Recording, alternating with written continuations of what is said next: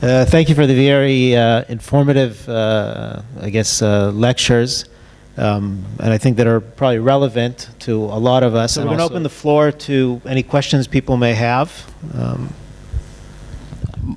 Greetings to everyone. My name is Muhammad Ali. I would like to direct my question to Ms. Richelle. Yeah.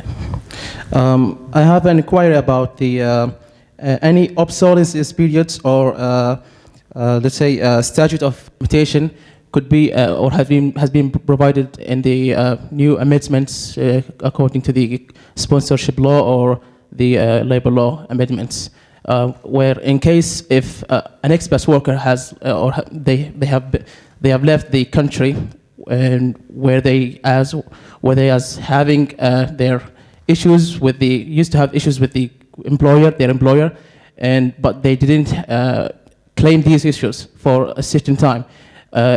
Is there any obsolescence periods or any statutes of limitations has been provided according to the sponsorship law rules, or the amendments has been arranged at the labor law?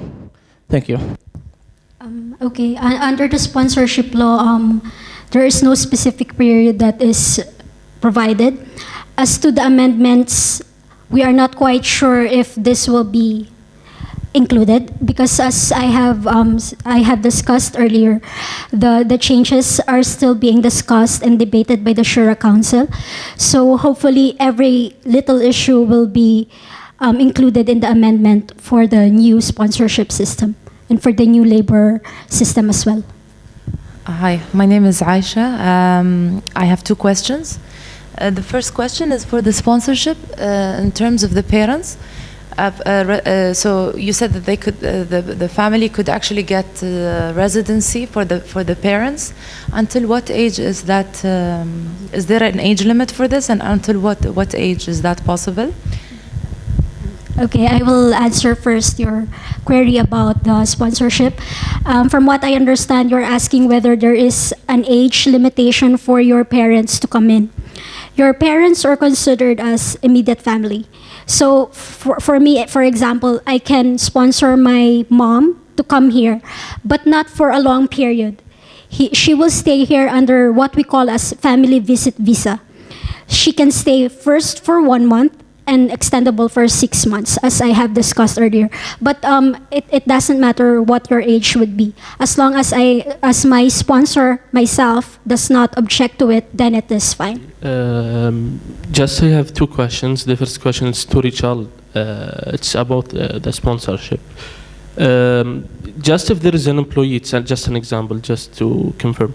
If there is an employee, for example, came to Qatar with a previous sponsors, and after that he transferred his sponsorship from a previous sponsor to a new sponsor, which sponsor will be liable for send him back to his country if he want to leave the country?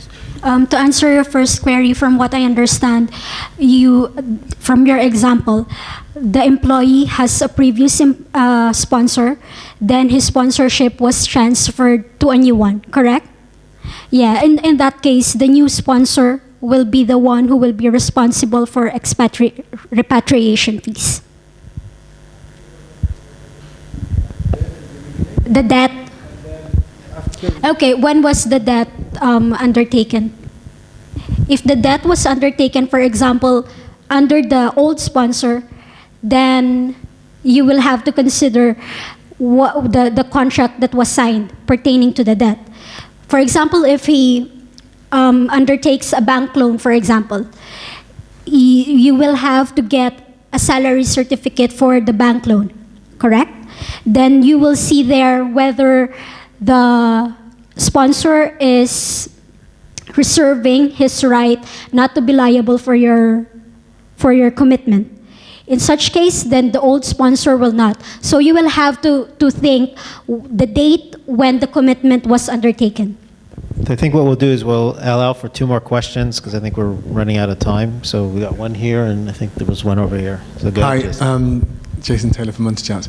It's a quick question, because a couple of my friends have bought property in the Pearl. So it's related to the previous talk and to the latest talk. So just to clarify this point, if an expat buys property in the Pearl, that allows them to have residency, but that has nothing to do with sponsorship and also to do with it does? Well, she can answer. So it allows them to actually live in the country, but that's it. And therefore therefore there's no real. It's not like you can live in the country, but if you lose your sponsorship, do you have to leave the country for? Well, you don't have to leave the country for 2 years, or is that how it works? How does it work? There are several exemptions in the sponsorship law where you are not allowed, you are not obliged to get a sponsor for that. Yes. Sorry. I think what happened, it was associated with the Pearl and certain projects where the government promoted that. And actually, if you got a residency, you will be allowed to move in and out freely into the country. However, that process was held off after processing a couple of residencies. I think the Ministry of Interior or the government realized that they need to have more controls and systems before they implemented. I think this is what they announced. But the proposed changes was that once you own a property, you will get, I think, a residency almost 99 years, where you will be able to move freely. Now, and does that override the fact that your employer has to give you an exit permit? For example, if I buy an apartment in the Pearl, does that mean I can come in and out freely? There are two things. There is a sponsorship and there is a residency. If you are sponsored, if you left your employment and if this system got implemented, you will be freely moving in and out in Qatar. However, to get a job, you will need to comply with the laws and rules of the country. Yeah. Just extending on that, have I understood you correctly to say that if you have a property in the Pearl, you can remain in Qatar for as long as you can survive on your own? Is that what it's amounting to? It was a promotion that was done for certain projects to promote foreign investors to come in the country. Once you buy a property, you have to apply. That application needs to be approved by the Ministry of Interior. Once it's approved, you will have a residency, what they call for life, but it's not. It's for a very long period of time, where you can basically commute freely in and out the country. Or you can continue living here? Yes, you can come in. Again, as I said, if you want to find a job, you'll have to comply with the other regulations and policies. If I may make one comment in relation to sponsorship, and I think this is what we did not refer to probably. There are so many cases, and mainly expats are concerned about NOC transferring sponsorships and being controlled by somebody else. The Ministry of Interior, the National Human Rights Committee, and the courts, they've taken an aggressive position.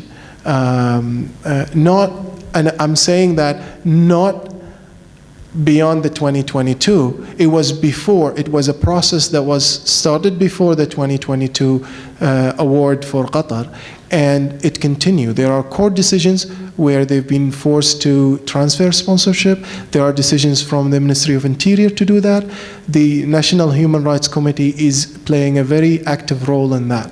So even if the kafala system is not the ideal system that people would love to live in, and I don't think anybody would like that, nor locals or expats, because locals, they don't want to be responsible for somebody else and adult actions. It takes time to change, and I think the government is taking steps to change that, to develop that, to protect the weaker side in the relationship. In some instances, and I'm sorry if I'm speaking a lot, in some instances, we've seen Qataris had decisions against them. Sponsorship has been transferred beyond their consent because they were unreasonable in holding off this sponsorship. So again, it's about what the media will be reporting. The government job is not to go out there and talk about what they are doing. They are doing what they have to do, and change needs time, as Megan referred to. Thank you. I have two small points to make, and somewhere along the line, perhaps they both get connected as well. Firstly, with the sponsorship of parents, as an expat who contributes to the development of the country, and some expats have been here for 3 generations, it would be interesting to know if there is a future where they could apply for citizenship, and when can we hear about it, if it's in the conversation already. Secondly, about sponsorship of parents as expats who are contributing to the country and living here with their family, moving away from family, if an expat wants to sponsor their parents over for a longer period of time to be a support network for the family. I've been given to understand that if your parent is over 80 years old, it's fairly impossible to expect a visa, even for a month. Now, considering most people in the age group who are working here and have kids would have parents over 80, there's a little bit of a discrepancy, and if that could be looked at. Secondly, it also seems that the application is at the discretion of the person who is giving the visa. So whoever is the attending officer at the immigration office and on his mood. So are there laws, and are they easily accessible for the community to access, and if so, where are they? If not, then is that possible?